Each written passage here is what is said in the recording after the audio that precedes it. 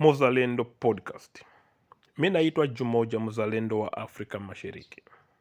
Today, I want to talk about Kenya. Its leadership problem. Kenya has faced a leadership problem since independence, and the problem is getting worse every year. It seems Kenya is voting more corrupt leaders. And I'll start with this. Kenya votes leaders they want, not leaders they need. Kenyans, again, the people that are capable to lead Kenya can't run for presidency and win. Because in Kenya, to win or become president in Kenya, you have to be from two tribes, a Kikuyu or the Kalenjin. So, capable leaders, for example, from the Luo, from the Turkana, from the Kisi, from the Borana, to mention a few, from the Masai, can't run for presidency even if they are capable because they won't be voted. So the capable leaders in Kenya decide not to run for presidency. That's where the leadership comes from. Imagine Ruto lied to Kenyans that I'll make you a hustle nation. And people listened to his political lies. And that's why Kenya is doomed right now.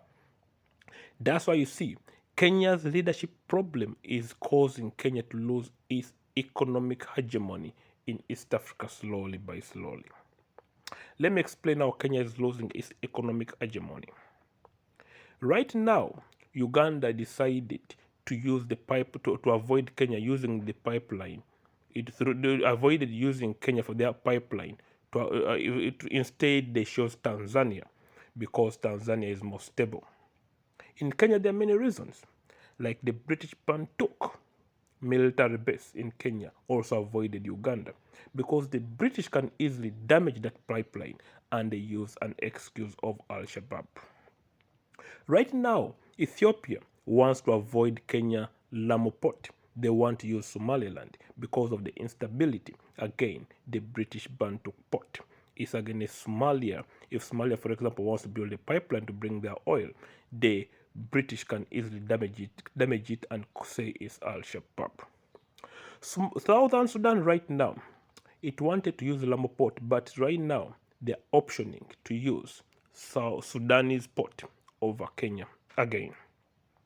Burundi wants to avoid reliance on Kenya's Mombasa port. Now Burundi is going to be using more the Dar es Salaam port. Same to Rwanda. And Uganda too wants to stop over reliance on Kenya because Kenya, their leaders are not understanding enough or now to remain a political influential country in East Africa. They are more concerned about ukabila and puppetism pleasing the West. Kenya right now, Ruto is the most traveling president all over the world, not just in Africa. The late President John Pombe Magufuli never traveled out of Tanzania, apart from East African countries and a few African countries. He never went to Europe. Ruto, but Magufuli brought more investment in Tanzania than Ruto, who is traveling around. Ruto is not bringing no investment in Kenya, but is wasting Kenya's tax money more than any other president right now in history of Kenya. Kenya leadership problem starts from the beginning of Ukabila nation, Kenya as I call it, because of Jomo Kenyatta. The Ukabila, it didn't bring people together. That's why you see Kenyan leaders are not celebrated like Tanzanian leaders. In Kenya, leaders go into politics to make a living and make wealth. That's why you see an MP, a member of parliament in Kenya, will have a house better than a Tanzanian president.